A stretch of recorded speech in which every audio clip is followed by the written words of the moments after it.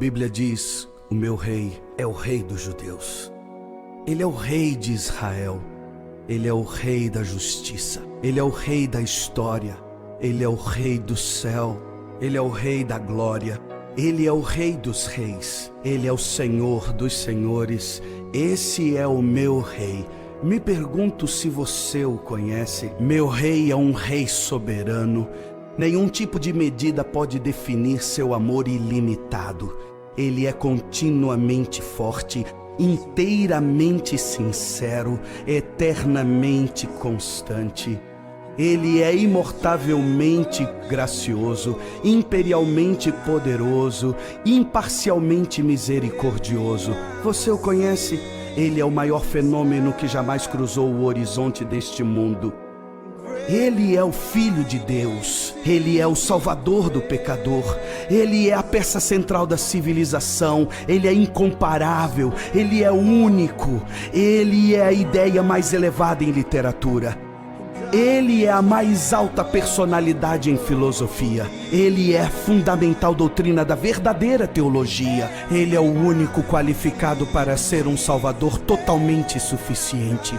Me pergunto se você o conhece hoje. Ele supre força ao fraco. Ele é disponível para o tentado e atribulado. Ele se compadece e ele salva. Ele endireita e sustenta. Ele guarda e ele guia. Ele cura o doente, ele purifica leprosos, ele perdoa pecadores, ele absolve devedores, ele liberta os cativos, ele defende o fraco, ele abençoa crianças, ele serve o infortunado, ele considera o idoso, ele recompensa o diligente, ele embeleza o humilde. Me pergunto se você o conhece. Ele é a chave do conhecimento, ele é a fonte da sabedoria, ele é a entrada do livramento, ele é o caminho da paz. Ele é a rodovia da justiça, ele é a estrada da santidade, ele é o portal da glória. Você o conhece bem, sua vida é inigualável, sua bondade é ilimitada, sua misericórdia é para sempre, seu amor nunca muda, sua palavra basta, sua graça é suficiente, o seu reino é reto, o seu jugo é suave e o seu fardo é leve. Eu queria poder descrevê-lo a você. Ele é indescritível, ele é compreensível, ele é invencível, ele é irresistível. Bem, você não consegue tirá-lo de sua mente, você não pode soltá-lo de sua mão. Você não pode viver mais do que ele, você não pode viver sem ele.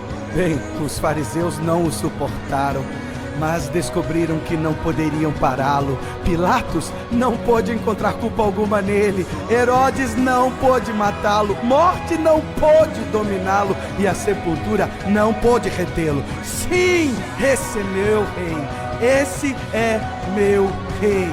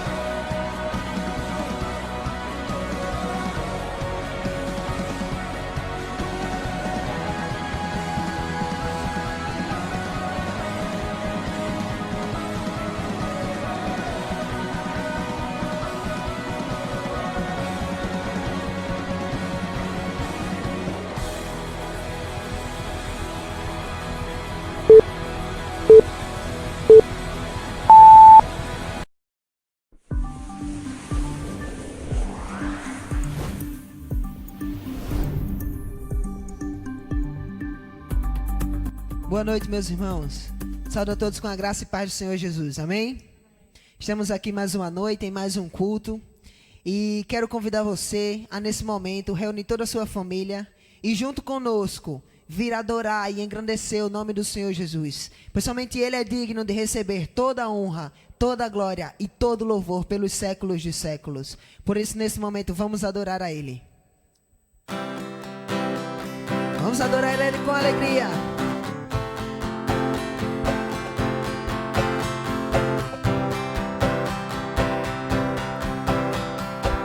Ele que quebra o jugo do nosso pecado. Quebra o jugo do meu pecado, tão mais forte é o meu amado, o Rei da Glória, o grande Rei dos Reis. Que treme a terra com trovão santo, eu admiro, desejo tanto, o Rei da Glória, o grande Rei dos Reis. Então declare tremenda graça. Oh, que tremenda graça, oh, que infalível amor, tomou o meu lugar, E a nossa cruz Ele e a levou. minha cruz levou, Ele se entregou por nós. você deu sua vida, estou liberto enfim, E por isso cantamos. Jesus eu canto, pelo que fez por mim. Louve Ele com alegria. Traz a ordem. Em meio ao caos, adota o órfão, livra do mal, o Rei da Glória, o grande Rei dos Reis. Ele governa o mundo. Governa o mundo com sua justiça, és como o sol, tua face brilha, o Rei da Glória, o grande Rei dos Por isso Reis. declare tremenda graça. Oh, que tremenda graça, Ó que infalível oh, que amor. infalível amor, Que se entregou em nosso lugar. tomou o meu lugar, Que levou a nossa cruz. e a minha cruz levou, você deu sua vida, estou liberto enfim. Por isso cante assim. Oh, Jesus eu canto, pelo que fez por mim. Agora a gente vai declarar: digno é o Cordeiro de Deus, que sobre a morte Ele venceu. E por isso hoje livres podemos cantar. Declare: digno. Digno é o Cordeiro de Deus, digno é o Rei que a morte venceu. Digno. Digno é o Cordeiro de Deus, digno é o Rei que a morte Declare venceu. aí: digno. Digno é o Cordeiro de Deus, digno é o Rei que a morte venceu. Digno é o Cordeiro de Deus, digno é o Rei. Declare tremenda graça. Que tremenda graça, oh, que infalível amor, Ele tomou o nosso lugar. tomou o meu lugar, Ele se entregou naquela cruz para que eu e você e a pudéssemos. minha cruz levou, Para que a gente pudesse ter vida e cantasse você assim. deu sua vida, Te somos gratos, Senhor. estou liberto enfim. Obrigado pelo teu sacrifício, Deus. Oh, Jesus eu canto, pelo que fez por mim. Vamos declarar tremenda graça. Oh, que tremenda graça, oh, que infalível amor, tomou o meu lugar, e a minha cruz levou. Ele deu a sua vida. Você deu sua vida, E hoje somos libertos. estou liberto enfim. E por isso podemos cantar. Oh, Jesus eu canto, pelo que fez por mim.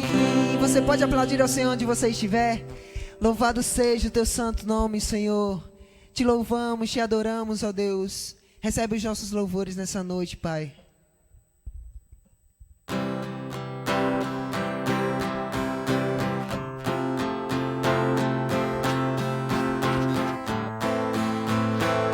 Sabemos que estamos num momento difícil na nossa nação, mas uma coisa é certa: o Senhor não nos abandonou. Louvado seja o nome do Senhor. Ele não nos abandonou, Ele não nos abandonará. Por isso te somos gratos, ó Deus. Sei que um dia passarei tudo o que tens pra mim, face a face te verei, rodeado de poder. Todo meu temor se vai com a luz do teu amor, onde posso encontrar tua eterna paz, Senhor, onde flui adoração e as ruas de ouro são. Levantamos nossa voz a ti, Senhor,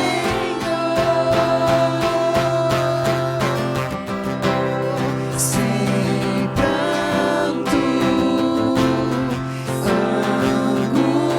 angústia e dor, sem morte, comigo estás, comigo estás.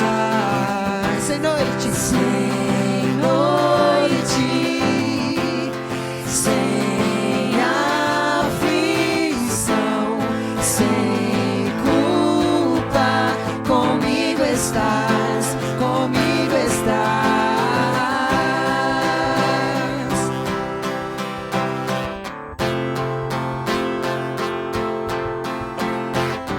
Vamos declarar: nessa vida passarei por tristeza e dor. Nessa vida passarei por tristeza e dor, esperando ver chegar o grande dia do Senhor, onde todos vão cantar em sublime ador, pra teu nome exaltar, pra teu nome. Sei que esse dia chegará, onde reina eterna paz, onde reina eterna paz. Não há guerras nem temor. Levantamos nossa voz a ti, Senhor. Declare: sem pranto, sem pranto, angústia e dor, sem morte, comigo estás, comigo estás. Sem noite, sem aflição, sem culpa, comigo estás, comigo estás.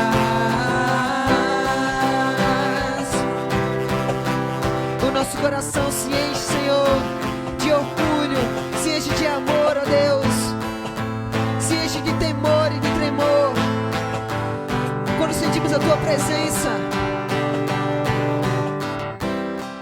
O meu coração sempre dará toda a glória a ti, Senhor. O meu coração, o meu coração sempre dará toda a glória, toda a honra e todo o louvor somente a ti, Senhor, somente a ti, Senhor. Declare: o meu coração, o meu coração sempre dará toda a glória a ti, Senhor. Meu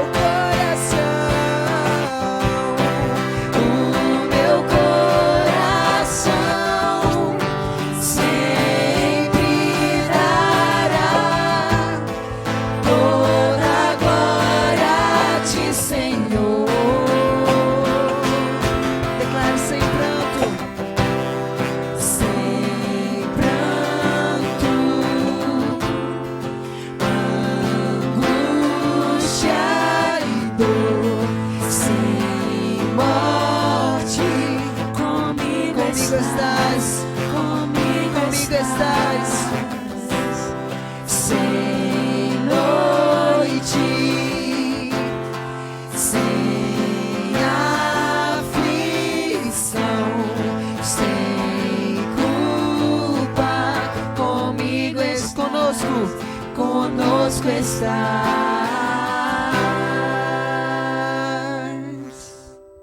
Te adoramos, Senhor. Engrandecemos e louvamos o teu santo nome nessa noite. Somente a ti, Senhor, nós queremos adorar. Nós queremos nos prostrar aos teus pés, ó Deus. Obrigado, Senhor, por tua graça, por tua misericórdia, pelo teu amor, ó Deus.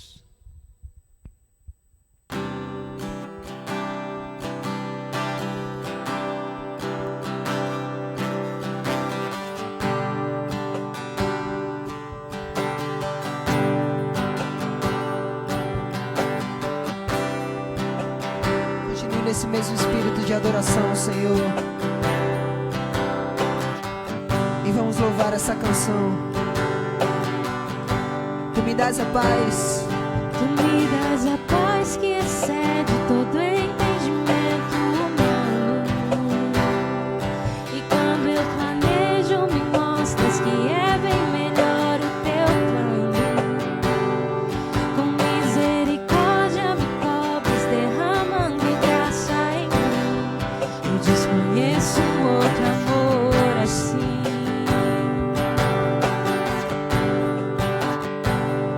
E ao meu respeito eu sei que só tens pensamentos de paz. Por teu sacrifício hoje eu posso andar sem olhar para trás.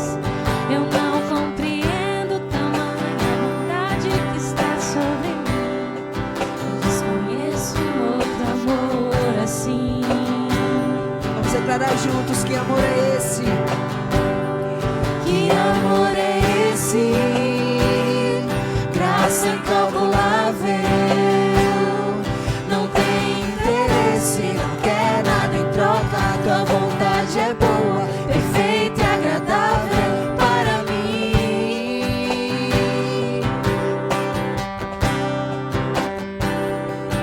Para mim. Te conhecer, Senhor, mais e mais. Quero conhecer-te, ouvir teus segredos. Não importa o preço, eu me lanço inteiro. Sei que nos teus braços existe um espaço para mim.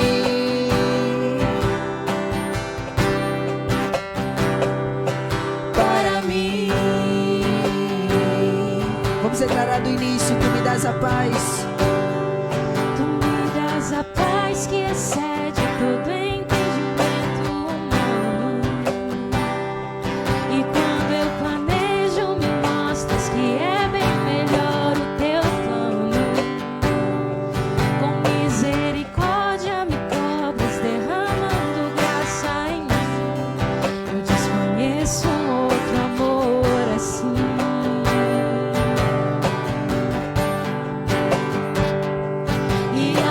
Respeito, eu sei que só tens pensamentos de paz. Por teu sacrifício hoje eu posso andar sem olhar para trás. Eu não compreendo tamanha bondade que está sobre mim. Desconheço outro amor assim.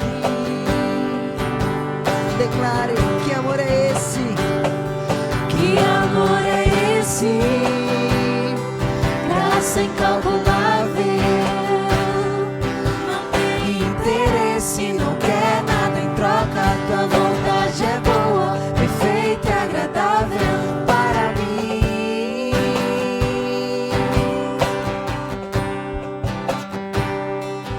Para mim.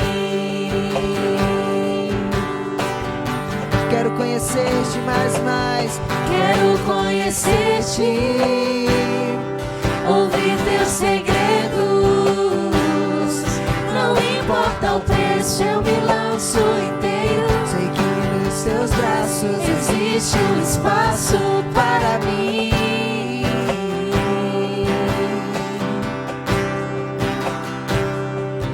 Para mim. E nada vai nos separar. Vai ocupar teu lugar em mim. Nada pode ocupar. E ninguém pode ocupar meu lugar em ti. E nada vai ocupar teu lugar em mim. Eu desconheço outro amor assim. E nada vai ocupar teu lugar, Senhor. E nada vai ocupar teu lugar em mim. E ninguém pode ocupar meu lugar em ti. E nada vai ocupar teu lugar em mim.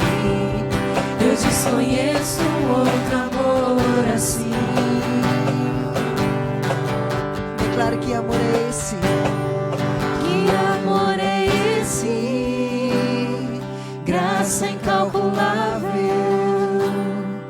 Não tem interesse, não quer nada em troca. Tua vontade é boa, perfeita e agradável para mim.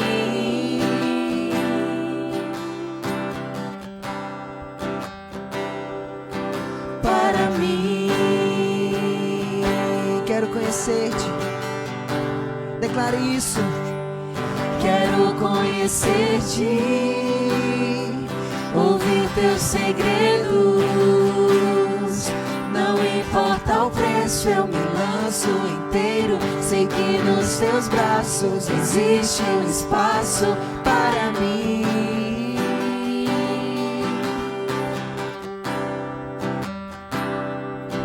Para mim.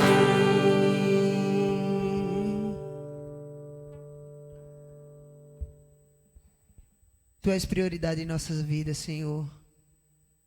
Tu estás em primeiro lugar nas nossas vidas. Queremos te engrandecer, Senhor, nessa noite. Declarar o quanto tu és santo, o quanto tu és maravilhoso, Deus. Pois todas as coisas foram criadas a partir do Senhor. Vamos declarar isso nesse momento. Pois Ele é a imagem do Deus invisível. Ele é o resplendor do Pai.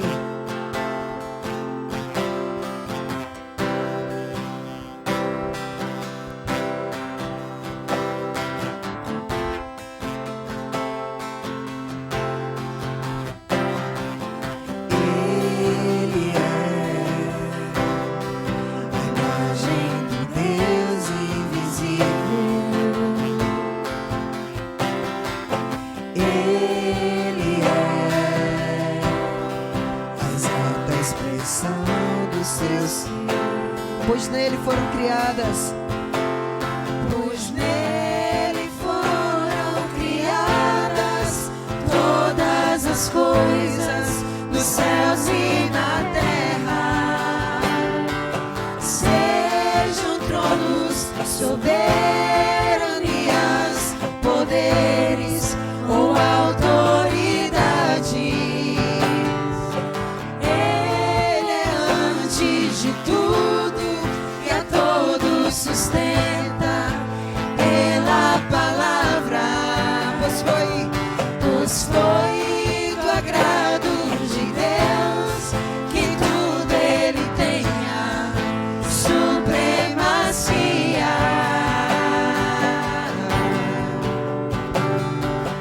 Ele é o resplendor da glória do Pai.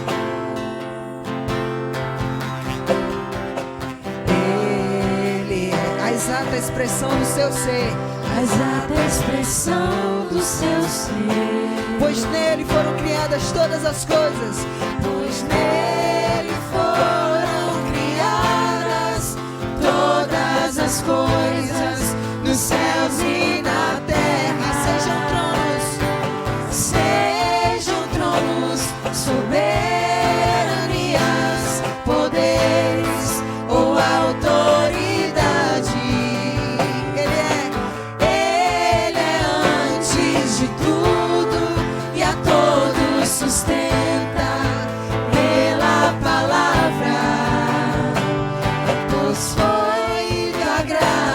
de Deus, que em tudo ele tem a supremacia. E já não há mais nada, e já não há mais nada que a ele não pertença.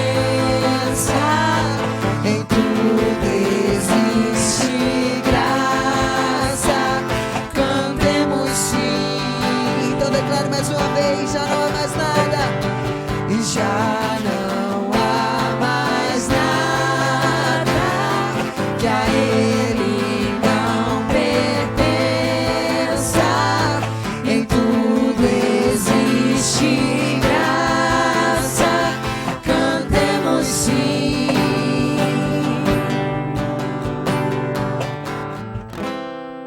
Te agradecemos, Senhor, por esse momento de louvor que tivemos, pela oportunidade, Pai, que temos de engrandecer o Teu santo nome. Te pedimos que o Senhor venha abençoar a palavra que vai ser pregada, que não seja apenas o pastor, mas que venha ser o Senhor falando através da vida dele às nossas vidas. Que nós possamos não apenas ouvir, mas também praticá-la, Senhor. Esse é o desejo do nosso coração, hoje e para sempre, no nome de Jesus. Amém.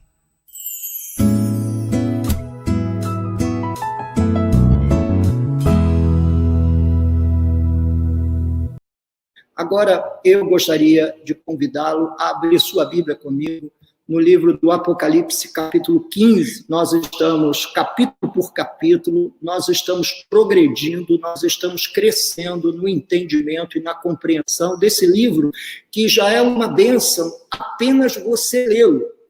Quando você lê e entende, então a bênção se torna bem maior.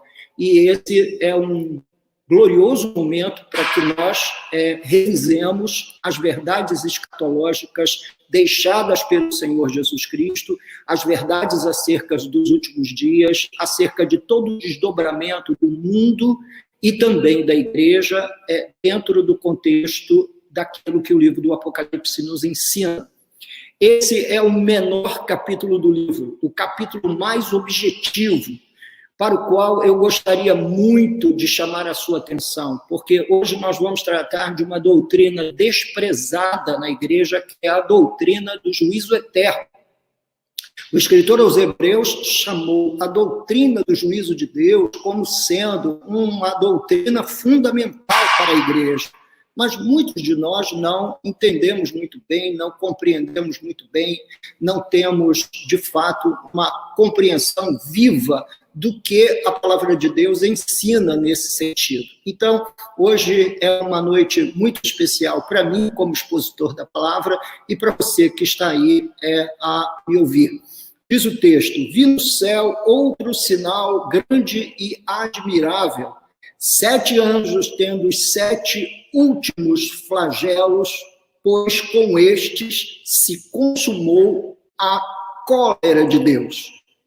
Vi como que um mar de vidro mesclado de fogo, e os vencedores da besta, da sua imagem e do número do seu nome, que se achavam em pé no mar de vidro, tendo harpas de Deus.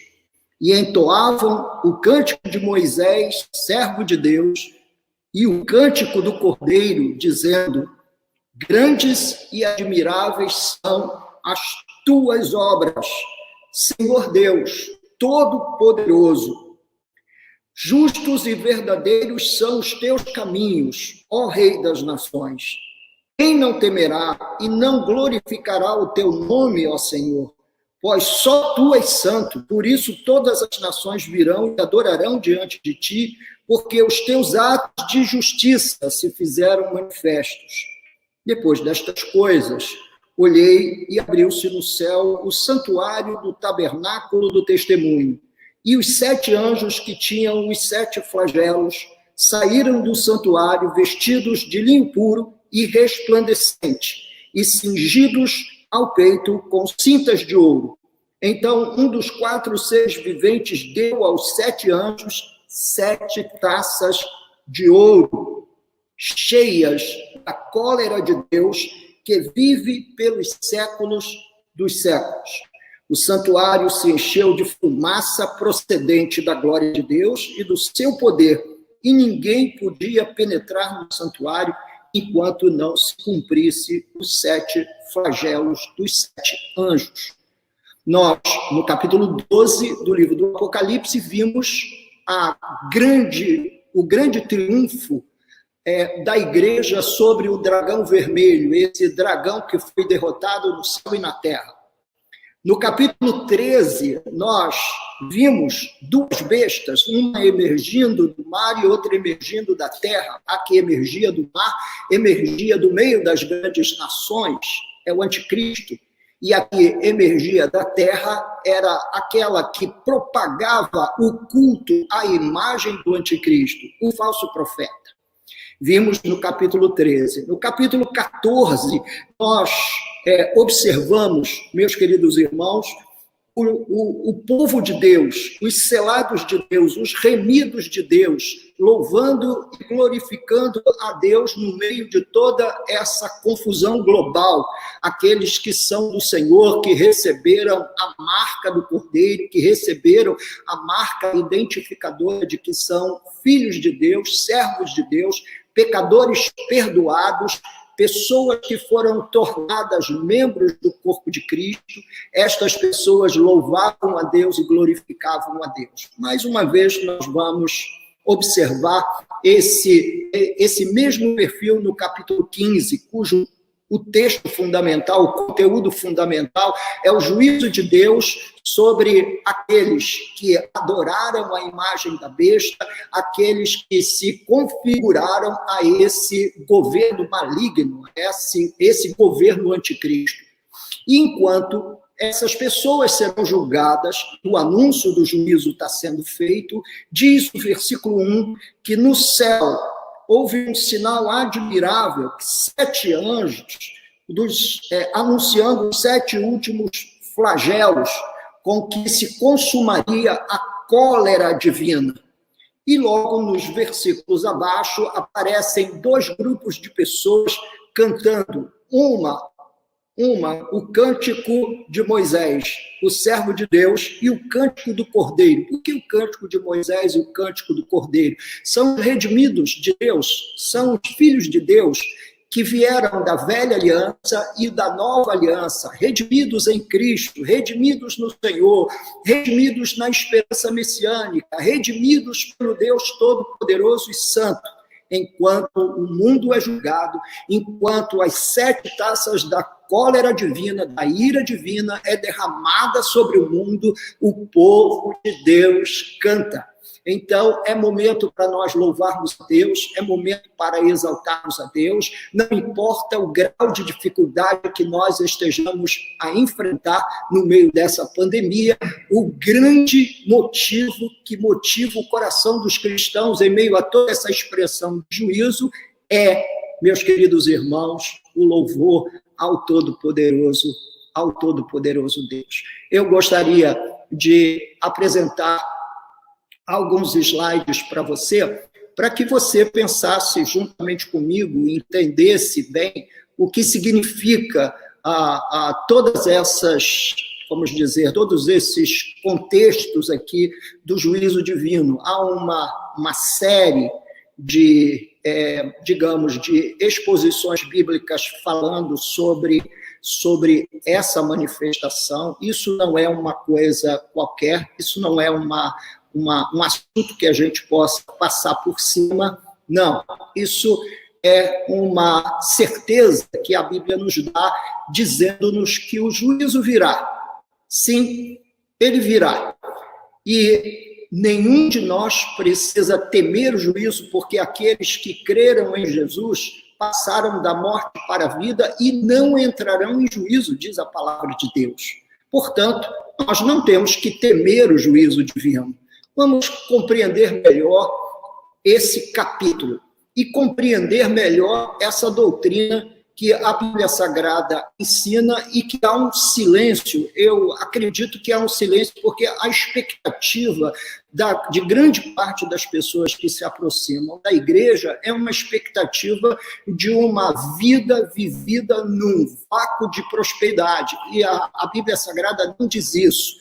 Ela diz que haverá um juízo, esse juízo vai ser consumado, nós vamos avançar no livro do Apocalipse, você verá esse último tribunal, o grande tribunal do trono branco que será armado no céu, o juiz de toda a terra haverá de exercer governo. Mas nesse momento do capítulo 15, o que está acontecendo são juízos parciais. Por que juízos parciais, pastor? Porque, na verdade, o que acontece no meio dessas confusões e dificuldades que a humanidade enfrenta a cada geração? Essas dificuldades visam alertar, despertar o coração da igreja e o coração dos gentios, dos estranhos à aliança, dos ímpios, dos incrédulos. Existem vários adjetivos qualificando esse grupo de pessoas que não aceitam o Evangelho de Jesus, que não têm boa vontade para ouvir a mensagem da palavra de Deus. Então, esses também receberão o juízo divino. Enquanto isso, o Senhor derrama as taças da sua ira sobre o mundo para provocar no coração dessa humanidade um sentimento de arrependimento, porque esse é, na verdade, o alvo final do juízo divino. Vi no céu outro sinal grande e admirável, 7 anjos tendo os 7 últimos flagelos, pois com estes se consumou a cólera de Deus. Então, nós sabemos que com essas manifestações, a ira de Deus será consumada, será derramada sobre as pessoas. Enquanto isso, há um grupo enorme de redimidos cantando o cântico de Moisés e o cântico do Cordeiro, uma expressão de salvos das 2 grandes alianças, enquanto o mundo está sendo julgado, os remidos cantam. Há louvor em meio ao juízo por parte da igreja. Nós não podemos nos alegrar no juízo, mas nos alegramos em Deus, o Todo-Poderoso, que cumpre a sua palavra como ele tem revelado ao longo da história. Dos versículos 5 ao versículo 8, é o exercício do juízo divino que está aqui representado em 7 taças de ouro. São juízos parciais de Deus que precedem ao juízo final.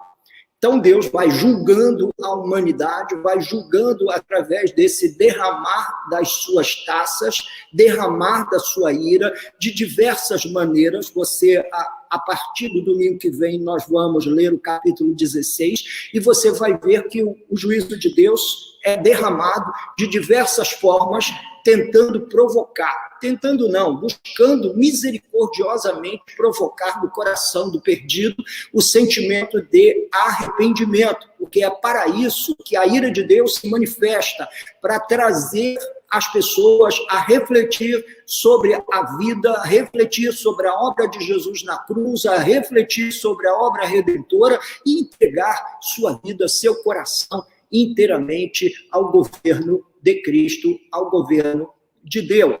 Mas, pastor, você poderia me perguntar por que a ira divina é derramada sobre os homens? Deus não é um Deus de amor?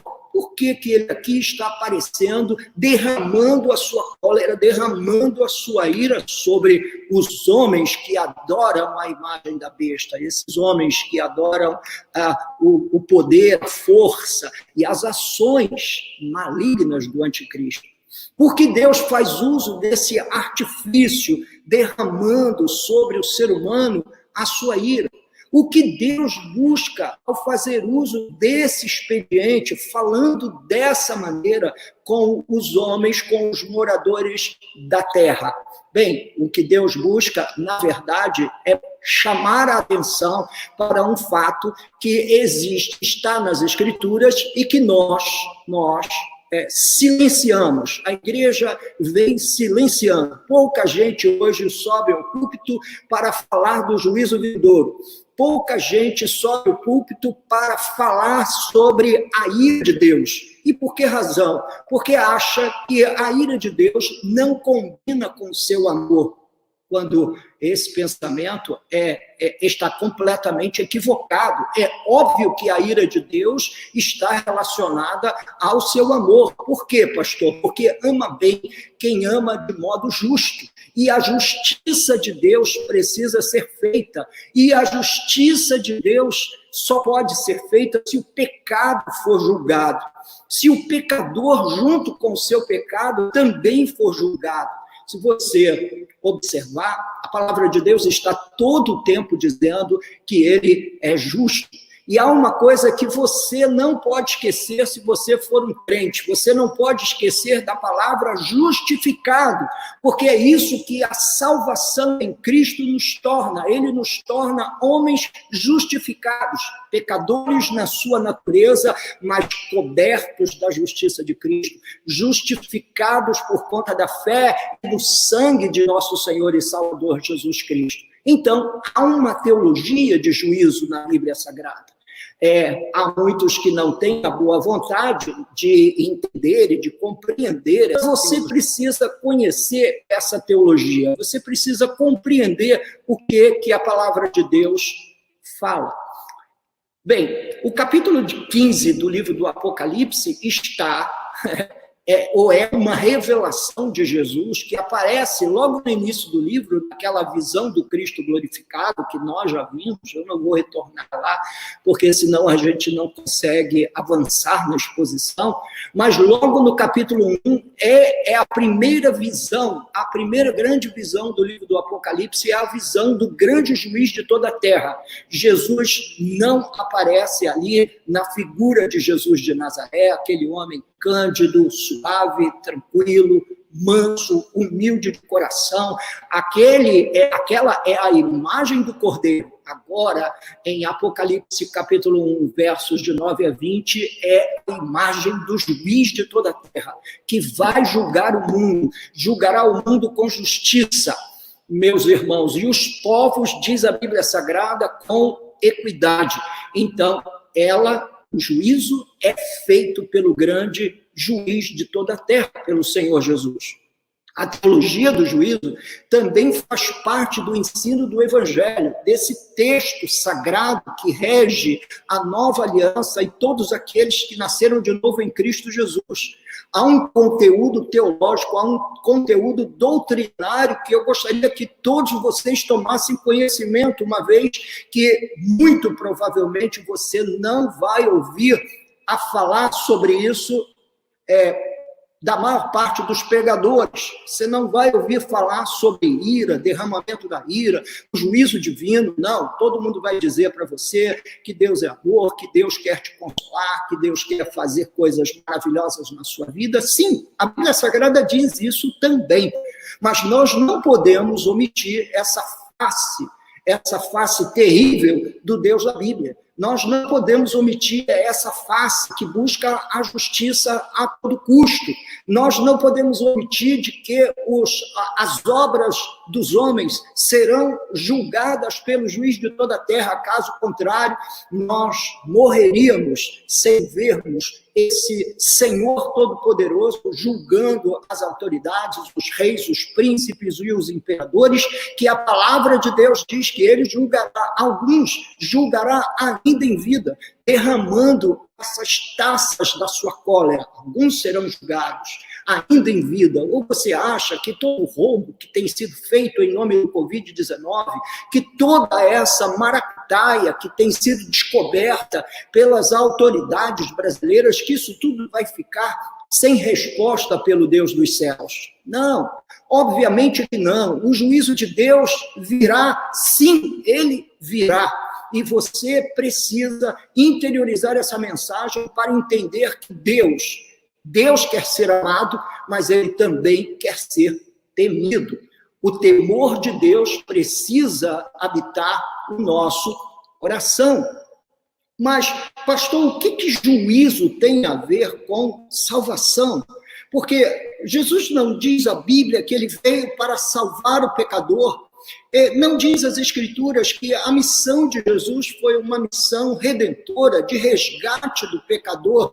Diz sim, mas você vai entender um pouquinho mais à frente, quando o próprio Jesus faz a definição da sua missão, dizendo que ele veio para julgar os gentios. Queridos, é importante que nós estudemos e observemos para crescimento em temor todos os conteúdos teológicos sobre o juízo divino. Eu, com certeza, não tenho tempo para lidar com as filigranas bíblicas em 2 sessões, em 2 estudos bíblicos, mas eu gostaria de que você observasse os sinais de juízo já na grande comissão. Em Marcos capítulo 16, versículos 15 e 16, diz: ide por todo o mundo e pregai o evangelho a toda criatura. Quem crer e for batizado será salvo. Quem, porém, não crer será condenado. Então, na mesma frase, você encontra salvação e juízo. Diz que o evangelho está sendo anunciado, a palavra de Deus está sendo proclamada, a palavra de Deus está correndo velozmente pelo mundo, ainda nesse momento da pandemia, tocando e alcançando diferentes corações. Nós estamos vendo que os limpos estão ficando mais limpos e os imundos estão se sujando mais nas suas imundícies nesse período.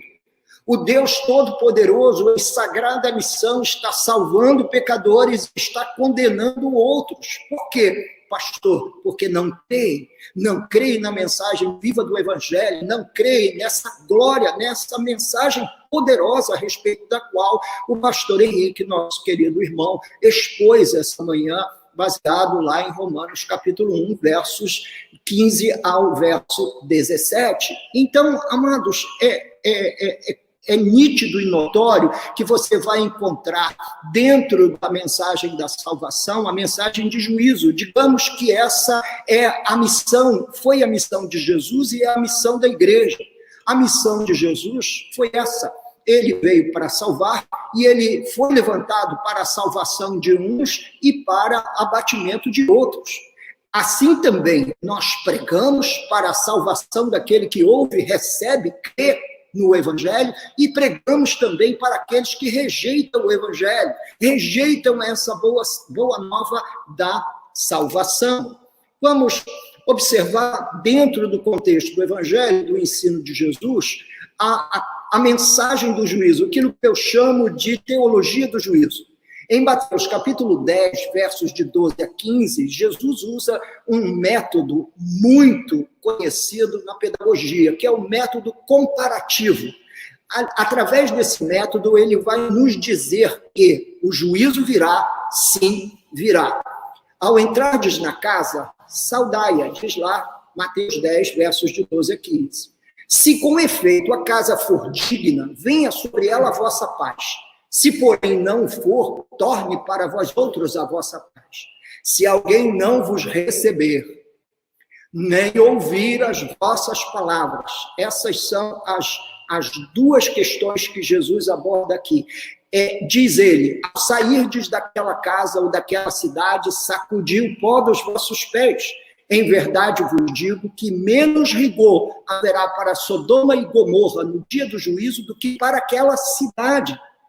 Jesus está dizendo que uma cidade que rejeita o Evangelho, ou uma casa que rejeita o Evangelho, ou uma vida que rejeita o Evangelho, é infinitamente pior do que qualquer um habitante de Sodoma e Gomorra, aquelas 2 cidades, meus queridos irmãos, sexualmente perversas, aquelas 2 cidades que deram origem a adjetivos relacionados à perversidade sexual, pois haverá maior rigor para quem ouve a palavra de Deus e não a recebe do que para aqueles habitantes na cidade de Sodoma e Gomorra. Observe as partes destacadas do texto. Se alguém não vos receber, nem ouvir as vossas palavras, menos rigor haverá para Sodoma e Gomorra no dia do juízo do que para aquela cidade. Portanto, o que o Evangelho está dizendo? O que o ensinamento de Jesus está trazendo à luz ao nosso coração é que o Deus Todo-Poderoso dos céus e da terra está em ato permanente de juízo. Muita gente que já ouviu o Evangelho, talvez você que essa noite esteja aqui me acompanhando na live, quantas vezes você já ouviu o Evangelho? Quantas vezes a palavra de Deus já lhe foi anunciada, já lhe foi pregada, já lhe foi dita, ou já foi transmitida também por seus familiares, por seus amigos, por pessoas do seu círculo relacional, ou ainda você recebeu esse link por acaso, se abriu, se interessou pelo assunto, e você está ouvindo eu pregar a palavra de Deus nessa noite e expor a teologia do juízo presente nos evangelhos de nosso Senhor Jesus Cristo. E o que Deus quer falar com você nessa noite? Ele quer dizer para você que se você ouve e não dá a resposta adequada, a resposta de fé que você precisa dar ao Evangelho, de que você será julgado, mas no julgamento haverá um menor rigor com os habitantes de Sodoma e Gomorra do que para você que ouve a palavra de Deus todo o tempo e que não acena com fé ao Todo-Poderoso Deus. Em Mateus capítulo 11, versos de 20 a 24, diz assim: passou então Jesus a increpar as cidades nas quais ele operara numerosos milagres pelo fato de não se terem arrependido. Essa é uma outra via que Deus usa para falar com as pessoas e lhes anunciar a boa nova do Evangelho. Através de sinais, prodígios, maravilhas, operações sobrenaturais que acontecem na vida de diversas pessoas. Elas tomam conhecimento de uma ação sobrenatural divina, mas não se arrepende, não se sente estimulado a olhar para o céu, a olhar para dentro do seu coração, se ver e ver a Deus. A palavra do Evangelho é ai de ti, Corazim. Ai de ti, Betsaida, que eram cidades menores ali no entorno do Mar da Galileia, na região da Galileia, e junto com a cidade de Cafarnaum faziam aquele tripé evangélico das cidades mais visitadas pelo Senhor Jesus Cristo ao longo dos seus 3 anos de ministério. E aqui há uma palavra de juízo contra a cidade de Corazim e a cidade de Betsaida, porque se em Tiro e em Sidom, que são 2 cidades fenícias, 2 cidades gentias, 2 cidades que hoje se localizam, só para você ter uma ideia da geografia, onde essas 2 cidades estão localizadas hoje dentro da geopolítica atual, elas são cidades do Líbano. A Fenícia, a antiga Fenícia, são os libaneses. Então diz que se em Tiro e em Sidom, se em cidades gentias, que nunca ouviram falar do Messias, que nunca havia falado dessa promessa gloriosa do Redentor, que se nessas cidades fossem operados os milagres que em vós se fizeram, há muito que elas se teriam arrependido com pano de saco e cinza. E contudo vos digo, no dia do juízo. Jesus ensina sobre esse dia final, do juízo eterno, mas antes da manifestação desse dia, nós vamos provar e ver os juízos, meus irmãos, que antecederão esse grande juízo eterno. Eu chamo, na teologia se chama de juízos parciais, quando Deus vai julgar as obras ruins, as obras más dos homens através de diversas ações. E você vai ouvir acerca disso na próxima semana. Mas Jesus aponta para um dia que foi traduzido biblicamente como dia do juízo, e haverá menos rigor para Tiro e Sidom, para essas 2 cidades fenícias, gentias, do que para as outras. Tu, Cafarnaum, elevar-te-ás porventura até ao céu? Aparece agora a terceira cidade daquele tripé evangélico, aquele tripé de cidades que aparecem ao longo do evangelho dos 3 anos de ministério de Jesus. Tu, Cafarnaum, elevar-te-ás porventura até ao céu? Descerás até o inferno? Porque se em Sodoma se tivessem operado os milagres que em ti se fizeram, então Deus fala conosco através da pregação e Deus fala conosco através de atos sobrenaturais, operações gloriosas, miraculosas, obras grandiosas de Deus entre os homens. E ele está fazendo uso agora desse segundo caminho para falar aos homens, que é o caminho das ações sobrenaturais. Acontecem milagres, vocês veem coisas lindas, vocês oram, Deus responde, mesmo na vossa fraqueza, vocês clamam a Deus, Deus misericordiosamente opera em suas vidas e em seus corações. Você ora por proteção e Deus protege. Vocês oram por saúde e Deus lhes confere graça e saúde no meio dessa pandemia, dessa mortandade. Você está aí, está vivo, está me ouvindo, pois um dia Deus invocará no dia do juízo esse domingo, que foi o domingo em que você ouviu dizer que ele opera através da pregação e opera através da operação sobrenatural da sua graça, que trabalha no meio dos homens. Digo-vos, palavras finais de Jesus no texto, digo-vos que menos rigor haverá no dia do juízo para com a terra de Sodoma do que para contigo. Portanto, para Deus, a incredulidade é um pecado pior do que qualquer depravação sexual.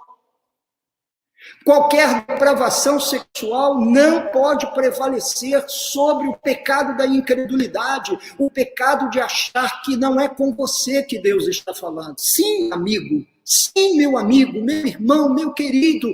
Sim, meus congregados, ovelhas desse ministério. Deus está a falar com todos nós nessa noite, que os seus juízos são justos e verdadeiros, e eles vão ser manifestos entre os homens. E naquele grande dia, o que vai pesar, o pecado que vai pesar na condenação da humanidade será a incredulidade, essa vida vivida de forma nefasta, fingindo que o evangelho não é a palavra de Deus, negando a Cristo, negando a verdade, negando a obra da cruz, negando os acontecimentos históricos do evangelho. Haverá um dia em que Deus julgará todos nós. E o nosso coração precisa estar guardado em Deus. Preste bem atenção, eu agora colori o texto para você entender melhor, você que está me acompanhando aí no seu aparelho celular, ou mesmo na sua Smart TV, na tela do seu computador. Jesus começou a falar a cidades inteiras. Ele operara numerosos milagres pelo fato de não se terem arrependido. Jesus falou, mas vamos usar outros nomes. Ai de ti, São Paulo. Ai de ti, Rio de Janeiro. Por quê? Porque se em Londres, ou ainda se em Atenas, se tivessem feito os milagres que em vós se fizeram há muito, os atenienses, os londrinos, os ingleses se teriam arrependido com pano de saco e cinza. Isso que ele está falando aqui. Quantos milagres nós já fomos alvos? Quantas vezes nós oramos e Deus nos respondeu no primeiro momento?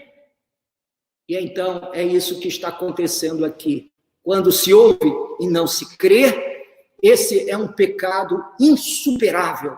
E é por isso que o Espírito Santo foi enviado para nos convencer do pecado, da justiça e do juízo. Do pecado, disse Jesus, porque não crê em mim. O que mais Deus precisa fazer para que nós creiamos na obra da cruz, para que nós creiamos na identidade messiânica de Jesus, para que nós o recebamos, afinal, como o grande juiz de toda a terra. Sabe, você deve estar esperando, aguardando, talvez dizendo amanhã, quem sabe depois, quem sabe quando eu ficar velho e não puder mais gastar a minha juventude nas baladas, nas festas, raves, na droga e em qualquer um outro ato horrível, injustificável. Talvez, quem sabe lá, mais tarde, quando eu me tornar um homem idoso, um caquético, quem sabe eu consigo refletir sobre a fé em Jesus. Jesus é o grande Senhor e o grande juiz. Em Mateus capítulo 12, versos 18 a 20, você vai encontrar uma expressão da profecia de Isaías. Eis aqui o meu servo que escolhi. Isaías 42, está lá, você pode ler depois. Eis aqui o meu servo que escolhi, o meu amado, em quem a minha alma se compraz. Quem é esse servo que o profeta diz que Deus, o Deus de Israel, o escolheu? Quem é esse profeta chamado de meu amado, em quem a alma do Todo-Poderoso se compraz? Aquele mesmo em que ele declarou isso no Monte da Transfiguração: este é o meu filho amado em quem me comprazo. Farei repousar sobre ele o meu espírito, e ele anunciará juízo aos gentios. Ele anunciará juízo aos gentios. Mas eu coloco na mesma frase a salvação e o juízo de Deus. Não contenderá, nem gritará, nem alguém ouvirá nas praças a sua voz, insistindo com alguém, brigando com alguém, forçando alguém a reconhecer a sua identidade messiânica. Não. Ele não esmagará a cana quebrada, nem apagará a torcida que fumega, até que faça vencedor o juízo. Os homens se juntam a uma, se levantam contra o Cordeiro, e ele não vai interferir com gritos, ou ainda, meus amigos e meus queridos irmãos, com força. Não. A palavra de Deus diz que a operação do Espírito, já dizia o profeta Zacarias, não é por força, nem por violência, mas é pelo meu Espírito. E o que o Espírito Santo faz? Ele pega a mensagem do Evangelho, desembrulha, traduz para o pecador, para que o pecador possa tomar total conhecimento da palavra de Deus. O juízo de Deus virá. E ele aparece aqui em Mateus 12, versos 18 a 20, como sendo, queridos, aquele que anunciará juízo aos gentios. Em Mateus capítulo 12, versos 18 a 20, agora com o texto iluminado, diz que o servo que escolhi, o meu amado, em quem a minha alma se compraz, anunciará juízo aos gentios. Aquele que veio salvar é aquele que também tem autoridade para julgar. Essa é a ideia da teologia do juízo de Deus presente no Evangelho. Você não vai encontrar só a figura do Cândido Jesus ensanguentado, chamando você, venha pecador. Não, você vai encontrar, sim, a face dura do grande juiz de toda a terra que se levantará no fim para julgar vivos e mortos e pessoas de todas as nações e de todas as cidades do planeta, as que existem e as que já morreram. Ele se levantará como o juiz de toda a terra, porque ele é o justo juiz, e a sua justiça não permitirá que os homens passem impune ao seu juízo. Por isso, observe o que ensina a palavra de Deus e não fique de lado achando que Deus não está falando com você. Em João capítulo 9, versos de 39 a 40, diz palavras de Jesus: eu vim a este mundo para juízo. Mas eu sempre pensei que ele veio para salvar o perdido. É óbvio que salvar o perdido significa também exercer juízo sobre o mundo perverso, sobre o mundo desviado, sobre o mundo que não deseja, quer viver uma vida à revelia da vontade do Criador, a fim, diz o texto, de que os que não veem, vejam, e os que veem se tornem cegos.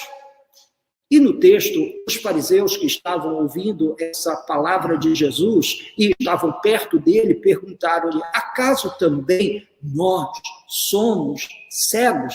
Sim. O sim está implícito no texto. Significa o quê? Que muitas pessoas que vivem envolvidas com religião, que vivem envolvidos nos trajes da religiosidade, envolvidos, meus queridos irmãos, com a religião até o topo da cabeça, estas pessoas, em determinado momento da sua vida, a religião os cega. A vida religiosa lhes traz uma segurança que em nenhum momento nas Escrituras nós encontramos Deus dando seu aval à segurança firmada na religião. Não, a segurança não é firmada na religião, mas é firmada no sacrifício de Jesus, quando o Espírito de Deus testifica com o nosso espírito de que nós somos filhos de Deus. A religião não pode lhe dar a segurança da salvação.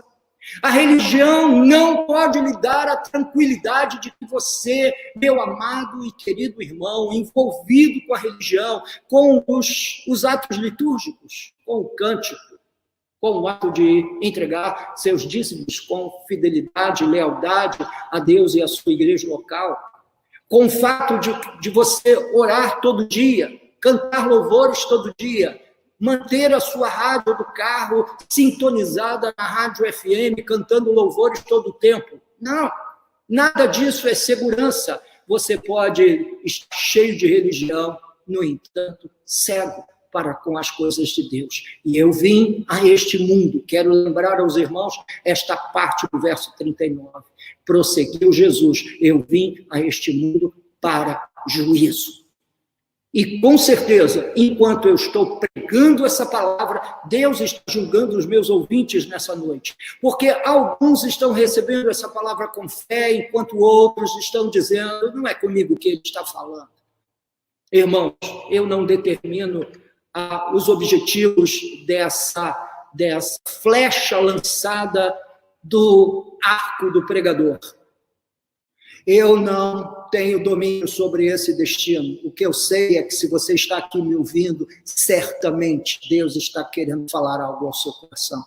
Não espere para ver o resultado do juízo divino sobre o seu coração, sobre sua vida. Arrependa-se. Arrependa-se. Esse é o grande elemento, o alvo final de todo o juízo divino. Em Mateus 12, 41 e 42, diz que os ninivitas se levantarão no juízo com esta geração e a condenarão. Nínive, você deve se lembrar dessa cidade para quem Jonas pregou. E diz que eles se levantarão no juízo com esta geração e a condenarão. Por quê? Porque se arrependeram com a pregação de Jonas, arrependeram-se com a pregação do juízo. Jonas disse que Deus iria julgar o pecado de Nínive, e eles, ao ouvirem essa palavra, humilharam-se, entraram num profundo momento de humilhação, com jejum, até os animais jejuaram na cidade de Nínive, porque a mensagem do juízo foi acolhida por eles. A rainha do sul se levantará no juízo com esta geração e a condenará. Por quê? Porque ela veio dos confins da terra para ouvir a sabedoria de Salomão, e eis aqui quem é maior do que Salomão. Essa mulher valorizou a sabedoria de Deus presente na vida do rei Salomão, e ela veio de longe para ouvir a sabedoria de Deus, não somente cantada, não somente, meus queridos irmãos, proclamada, mas também exercitada dentro dos tribunais israelenses pela força do Espírito Santo que operava na vida do rei Salomão. As coisas de Deus precisam nos provocar. Essa mulher veio de longe para ouvir Salomão, e aquela cidade foi colhida por Deus, toda ela madura, como fruto maduro, com a pregação de juízo que Jonas trazia nos lábios. Mas, pastor, mais uma vez, por quê? Porque não há como pregar salvação sem dizer que, meus queridos irmãos, aqueles que rejeitarem a salvação que há em Cristo Jesus perecerão.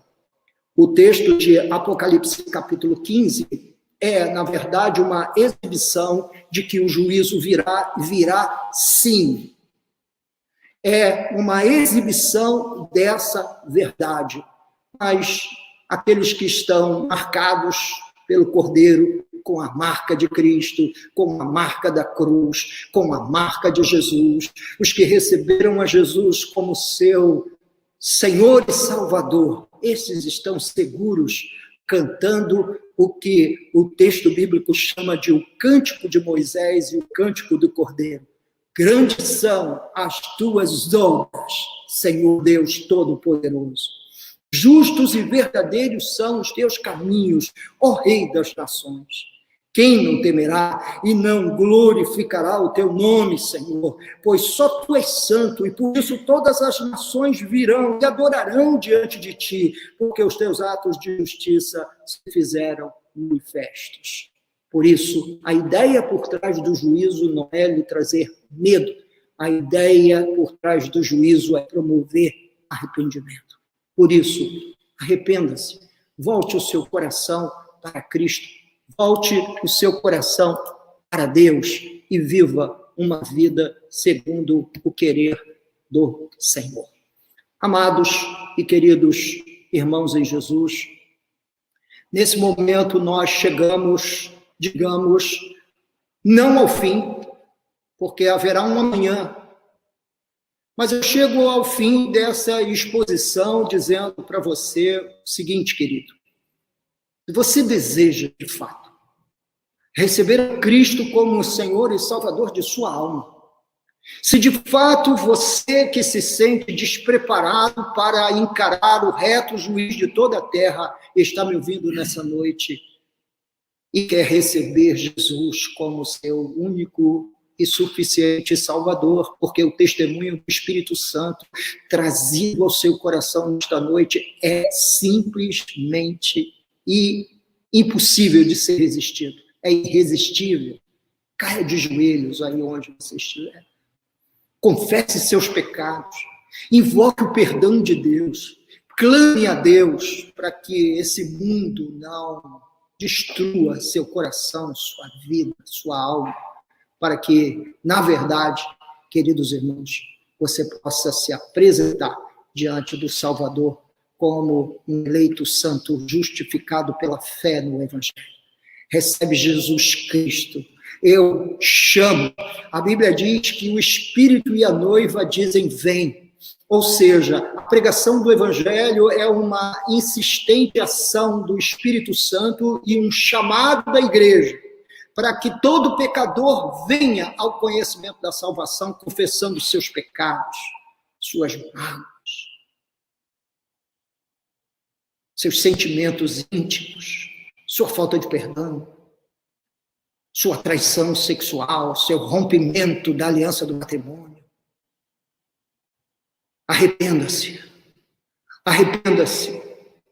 Arrependa-se das invocações a deuses estranhos, suas idolatrias, suas feitiçarias, suas inimizades, um sentimento de inimizade. O juízo de Deus virá. Sim, ele virá. Oremos. Se você deseja receber a Jesus como o Senhor e Salvador de sua alma, se você deseja nessa noite confessar seus pecados a Deus, temendo o juízo divino, como os ninivitas temeram na mensagem de Jonas, eu não tenho o menor problema de causar em seu coração nessa noite, como os santos profetas de Deus causaram no passado, um sentimento de profundo incômodo e medo. Um medo legítimo. É um temor legítimo. O medo de se perder eternamente. O medo de mergulhar num mar de fogo ardente. O medo, meus queridos irmãos, de encarar o reto juiz de toda a terra, que tem olhos como chamas de fogo, a sua face como o sol que brilha ao meio-dia, o seu cabelo como a alva lã caindo sobre os seus ombros, e vestido de vestes talares, cuja voz é como o som de muitas águas, como o som de trovões. Você e eu haveremos de ver essa figura, e só em eu saber disso, eu já temo. Daí, queridos, eu chamo você ao arrependimento. Pastor, eu quero Jesus, eu quero esse Cristo, eu quero fugir desse dia do juízo. Eu quero que esse dia me encontre justificado pelo sangue e pela fé em Jesus. Pois, se esse é o seu anseio, o que é o meu e o que deveria ser o de todos os homens, de toda criatura divina, então dobre aí mesmo onde você está o seu joelho, recline sua cabeça, Peça a um membro da sua família, crente em nosso Senhor Jesus Cristo, que ore com você. E falem juntos com Deus. Busquem a Deus, clamem a Deus, diga: Senhor, salva-me do meu pecado. Liberta-me do meu mal, quebra as minhas correntes, abre as minhas cadeias, para que eu possa te servir conforme o Senhor anseia e deseja. Pai, nesse momento eu oro por todos aqueles que me ouvem. Eu clamo em favor de todos aqueles que me ouvem. Ó Deus, que todos eles saibam que o mesmo Jesus que veio para salvar o perdido, ele veio para juízo do pecador. Ó Deus, eu clamo. Contende com esses corações e traz entendimento e convencimento do pecado, porque eu posso pregar, eu posso expor a palavra, eu posso ensinar, eu posso invocar, ó Deus e Pai, a mensagem viva do Evangelho pleno, mas eu não posso convencer ninguém de seu pecado. Ó Senhor, nós aproveitamos todos nessa noite para pedir perdão de nossas faltas, de nossas falhas, para pedir perdão dos nossos pecados, para pedir que o Senhor tenha misericórdia de nós e pelo sangue de Jesus nos purifique de todo pecado. Lava-nos de todo mal. Livra-nos, ó Deus e Pai, de todo peso e opressão da maldade. Em nome e por amor de Jesus, nós oramos e que o povo de Deus diga amém. Queridos, foi bom ter estado com vocês até lá. Que Deus o abençoe ricamente, desde agora e para todos sempre. Amém.